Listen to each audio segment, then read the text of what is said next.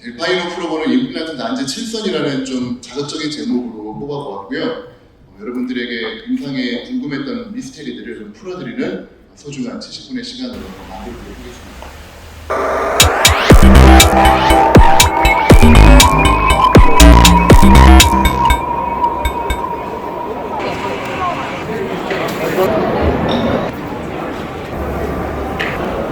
델파이는 다들 아시는 것처럼 그리스 아폴로 신전에서 신에게 질문을 던지고 답을 얻었던 그러한 절차를 의미하는데요. 800여 분의 덴탈 비타민 사용자분들에게 임플란트 관련된 가장 궁금한 질문들을 받았습니다. 그리고 그 내용들을 토대로 국내 107명의 임플란트 오피니언 리더들에게 설문을 제공하고 그 설문을 통한 답변으로 저희가 오늘 이번 시간을 꾸며볼까 합니다. 정말 많은 분, 사실 이게 난제 1번으로 해도 무색한데 이거를 1번으로 하기엔 좀 그래서 6번으로 미뤘습니다만 이 임상에서의 가치는 거의 1번인 것 같습니다. 푸드 인펙션, 임플란트 하고 나서 환자분들이 음식이 끼는 문제 어떻게 해결할 것인가, 진지발 음브레이저를 그냥 꽉 막을 것인지 아니면 최소한만으로 열 것인지 아니면 아예 그냥 크게 열 것인지를 여쭤보았고요. 과연 키 오피니언 리더분들은 어떠한 조언을 저희에게 주고 계실까요?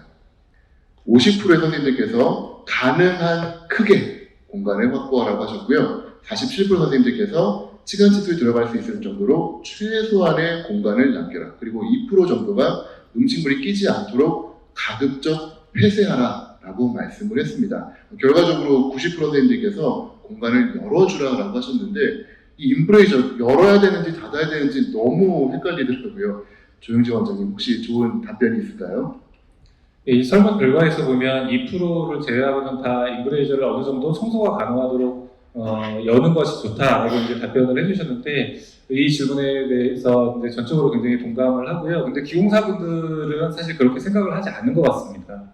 우리가 푸드 인펙션이나 푸드 컬렉션 이런 거 얘기를 할 때 푸드 인펙션인지 아니면 푸드 리텐션인지 환자가 컴플레인을 하는 것이 이제 정확히 어떤 내용인지를 파악을 하고 거기에 대처를 하는 것이 일단 중요하다고 생각을 하고요. 푸드 인펙션이랑 컬렉션은 약간 좀 결이 다르죠. 푸드 인펙션은 수직적인 요소고 수직적인 어떤 인펙션으로 인한 페리오덴탈 티슈의 디스트로이를 야기를 할 수가 있고 환자가 굉장히 많이 불편해하면서 인접지나 노출물의 인접면 형태와 관련된 그런 문제인 것이고요. 푸드 컬렉션 또는 리텐션은 수평적인 요소에 대한 문제이고요. 그리고 상대적으로 인펙션보다는 이제 제거하기가 쉽고 환자들도 컴플레인을 좀 적게 하는 편이고 협설 측에 관련된 문제고 골철물의 협설적 컨투어와 관련된 문제라고 할 수가 있겠습니다. 진지발 임브레이저하고 관련해서는 A처럼 꽉 막는 것에서 C처럼 완전히 확실하게 오픈하는 것까지 A, B, C로 나누고 본다면 사실 푸드 리텐션 측면에서만 보면 A 쪽으로 갈수록 유리할 것이고 푸드 인펙션으로 본다면 C 쪽으로 갈수록 유리할 것이라고 생각을 합니다. 대부분 선생님들이 B나 C처럼 디자인을 한다고 하고 계시니까 굉장히 바람직한 결과가 아닐까 저도 동감하는 부분이 있고요.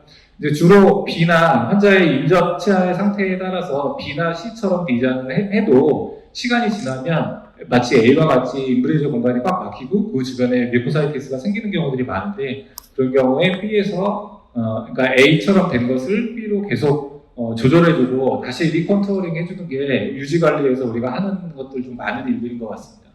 왼쪽처럼 딜리버리 할 때 아예 기공소에서는 임브레이저를 꽉 막아오는 경우가 많은데 이 서브딘지발 컨투어를 바꿔주고 수정을 해서 이제 왼쪽 사진의 오른쪽 열처럼 이제 임브레이저 공간이 생기도록 하는 것이 이제 저희가 치료실에서 많이 하는 일들 중에 하나고 또 이렇게 끼고 나서 계속 리콜하는 도중에도 내가 부여했다고 생각하는데도 불구하고 이 임브레이저 공간이 계속 줄어들어서 그쪽에 이제 인플라메이션이 생기는 경우도 많이 발견할 수 있는데 그런 경우에 보철물을 제거해서 리컨투어링을 해주는 것도 우리가 지속적인 SPT에서 해줘야 될 것 중에 하나라고 생각을 합니다. 최근에 저는 이제 어부트먼트를 장착하고 보철물 디자인을 할 때 이제 소프트 티슈의 두께를 평균 또는 최소 3mm라고 본다면 그 3mm 위에 임브레이즈의 수직적인 요소를 2mm 정도 공간을 부여해서 그럼 합치면 이제 5mm가 되잖아요. 그래서 5mm가 넘어가면 타노 선생님이 발표한 논문처럼 그 임브레이저 공간이 꽉 막힐 확률이 줄어드는 것이기 때문에 5mm 이상을 부여하려고 노력을 하고 있고 리콜하다가 그 공간이 줄어들면 플록사브러시가 들어가는지 판단을 해서 들어가지 않으면 이제 보철물 형태를 수정하는 쪽으로 하려고 노력을 하고 있습니다. 다른 이유로 인브레이저 공간이 잘 열려있는 보철물을 제거했을 때 그 층간 사이의 공간이 각화가 잘 돼 있고 건강한 것을 볼 수 있는 반면에 아래 사진을 보시면 이제 뮤코사이티스가 있는 경우에 보철물을 제거해보면 그 사이에 있는 층간 티슈가 굉장히 루즈하고 약간 진지발 콜 형태로 되어 있고 블리딩도 있고 좀 루즈하게 되어 있는 것을 우리가 많이 경험할 수 있고요. 문헌들에서는 이런 거를 용어를 뭐 임피지먼트, 스트랭귤레이션 이런 식으로 표현을 하고 있는 것 같습니다. 그래서 이제 푸드 인펙션을 이제 막기 위한 요령을 좀 말씀해 주셨는데 그 외에도 지금 고려해야 될 사항들을 체크해 달라고 했더니 정말 다양한 요소들을 말씀해 주셨습니다. 이제 상하 버티컬적인 부분, 교화면에서 봤을 때의 부분, 그리고 협설측의 공간, 그리고 인접치와의 컨택 등 고려할 내용들이 사실 너무 많아서 이거는 막히는 게 정상이 아닌가 싶을 느낌이 좀 드는 건데 저희가 이 인브레이저를 여는 것이 좋다고는 하지만 이게 시기적으로 봤을 때도 여러 가지 차이가 좀 있을 것이고 임상에서 노하우가 있을 것 같은데 조인규 원장님께 좀 조언을 구하고 싶습니다. 여기 이제 설문에 답변을 주신 내용들 중에서 보면은 2개씩 대칭이 되는 이제 설문 문항을 넣었는데 어쨌든 인접 자연체와의 접촉점은 자연체의 시간 접촉점과 유사하게 형성한다는 것은 지나치게 넓거나 또는 지나치게 포인트로 만들지 않는다는 것을 의미하는 것이고요. 그 아래 치간 공급은 교환면 측이건 아니면 협설 측이건 또는 진지발 인브레이저 측이건 치간 공급을 너무 닫지 않고 폐쇄하지 않고 음식물이 빠져나갈 수 있는 이스케이프를 잘 만들어주는 것이 중요하다고 결과를 보시면 될 것 같습니다. 우리가 임플란트 보철물과 인접치 사이에 생기는 이 푸드 인펙션을 시기적으로 분류해보면 표에서 보시다시피 딜리버리 하자마자 인펙션 생기는 경우가 30%가 넘습니다. 그리고 6개월 안에 생기는 것까지 합치면 거의 절반 이상이 굉장히 초기에 생기는 것을 볼 수가 있는데 이렇게 얼리 온셋 푸드 인펙션들은 대부분 우리가 만들어주는 보철물의 형태에 굉장히 좌우되는 부분이 많다고 할 수가 있겠습니다. 그래서 그것을 예방하기 위해서는 프록시말 컨택을 적절히 하고 컨택 에어리어가 너무 지나치게 넓지 않게 그리고 포인트로 너무 좁지도 않게 해야 될 것이고 우리가 혹시 간과할 수 있는 임플란트 보철물의 인접치에 인접면에 뭐 컨투어라든가 컨투어가 너무 일레귤러하다든가 컨케이브하다든가 캐리어스가 있다든가 거친 표면이 있다든가 이런 것들을 배제하고 그런 일이 생기지 않도록 해줘야 될 것이고요. 인접치하고의 마지날 리치의 높이를 맞춰준다든가 그리고 플런저 커스프가 존재하지 않도록 대합치를 조정해준다든가 이런 것들을 신경을 써줘야 할 것입니다. 왼쪽 상단에 보이는 그런 컨택 에어리어 표시점처럼 컨택 에어리어는 반드시 오클루드 서드에 위치하도록 하고 왼쪽 하단처럼 오클루드 진지발로 지나치게 롱 컨택을 만드는 것은 분명히 초기에는 음식물이 덜 낄 수 있을지 몰라도 저 자리에는 언제든지 음식물이 반드시 끼게 되어 있기 때문에 그것이 탈출이 잘 되도록 하는 것이 우리의 목적이기 때문에 반드시 오클루드 서드에만 컨택 에어리어를 가지도록 하고 우측에서 보시는 것처럼 교환면에서 봤을 때도 오클루드 진지발 컨택 렌스가 지나치게 긴 것을 막고 2, 3mm 정도로 유지되도록 만들어주는 것을 권장드리고 싶고요. 우측 하단처럼 우리가 이런 보철물을 만들려면 결국은 인상 뜨기 전에 어떤 터치가 들어가야 되는 거거든요. 그래서 인상을 뜨기 전에 내가 만들고자 하는 보철물의 인접 치아에 컨투어나 위에 표 서베이를 한 사진도 있는데 이 가철성 보철물뿐만 아니라 고정성 보철물도 페이스 오브 인ሰር션을 적절하게 만들어 놓고 보철물을 만들어야만 우리가 원하는 컨택 에어리어를 만들 수 있기 때문에 그런 것들을 사전에 고려를 하고 보철물을 만드는 작업을 진행하는 것이 좋지 않을까 생각을 합니다.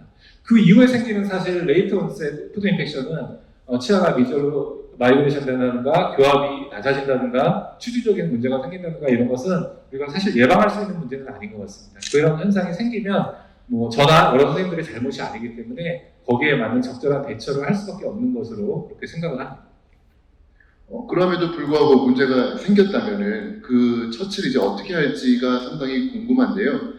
보철물을 아예 다시 제작을 해야 될지 아니면 원내에서 간단하게 레진 같은 걸 에딩을 할지 아니면 인접치아를 차라리 수복을 할지 아니면 이 공간을 오히려 더 크게 열어버릴지에 대해서 조언을 좀 구했는데 60%의 선생님들께서 보철물을 이제 빈 공간이 없도록 리페어한다라고 답변을 주셨고 17% 선생님이 보철물을 아예 그냥 새로 다시 만든다라고 답변을 주셨습니다. 15% 선생님들께서는 보철물에 레진을 좀 에딩을 하겠다라고 하셨고 음식물이 잘 빠지게 공간을 더 크게 연다는 분도 5% 그리고 인접치아 쪽에 약간의 수복을 하겠다는 분도 2% 정도 계셨는데요. 어떤 방법이 가장 권장이 될까요? 네, 일단 이 권장되는 어떤 한 가지를 딱 집어서 말씀드리기는 없을 것 같고요. 지금 결과에서 보시다시피 이런 방법으로 콘택이 열린다든가 치핑이 된다든가 이러면 보철물 자체를 임프레션 코핑의 바디로 생각하고 가이드핀이나 임프레션 코핑의 스크류를 끼워서 픽업 임프레션을 뜬 다음에 기공소로 보내서 리페어를 해서 장착하는 방법으로 아마 가장 많은 선생님들이 하고 계신 것 같고 저 역시 이 방법을 가장 많이 쓰고 있고요. 과거에는 메탈 프레임의 디자인을 어떤 리저버 디자인을 만들어서 콘택 레진 에딩을 잘 할 수 있게 하고 이런 노력들을 많이 해왔습니다만 결국은 그게 그런 레진 에딩 그런 술식을 여러 번 반복하게 되는 결과를 초래했기 때문에 저는 이제 지금은 그런 노력을 더 이상 하지 않고 그냥 치핑이 생기면 이제 인상을 떠서 경소로 보내는 방법을 쓰고 있는 것 같고 아마 많은 선생님들께서도 저와 비슷한 경험을 했기 때문에 이 방법을 가장 많이 사용하고 계신 게 아닐까 생각을 합니다. 한 가지 이제 마이너하긴 합니다만 콘택을 더 열어서 음식물이 오히려 더 잘 빠져나갈 수 있게 하는 경우도 이제 있다고 설명이 나와 있는데요. 저도 이제 그렇게 대처하는 경우도 가끔 있는데 여기 콘택이 있음에도 불구하고 환자가 그걸 모르고 있거나 알더라도 별로 크게 불편해하지 않는 경우들을 보면 우측의 모식도의 상단처럼 이 페리오돈쯤의 형태가 음식물이 공간으로 들어가서도 협설적으로 잘 흘러나갈 수 있는 이스케이프 웨이가 잘 형성되어 있는 경우인 것 같습니다. 그래서 그런 경우에는 아주 0.23mm 정도 벌어졌을 때보다는 조금 더 넓혀가지고 한 0.7에서 1mm 정도 공간을 오픈해 주시면 이제 환자들이 별로 불편함이 없이 잘 쓰는 경우도 저도 다수 경험을 하고 있기 때문에 그런 해당이 되시면 그렇게 활용하는 것도 한 가지 방법이 될 수는 있을 것 같습니다. 네, 긴 시간 같이 해주신 우리 패널 위원님 감사드리고요. 경청해주신 청중분들께 감사드립니다. 감사합니다.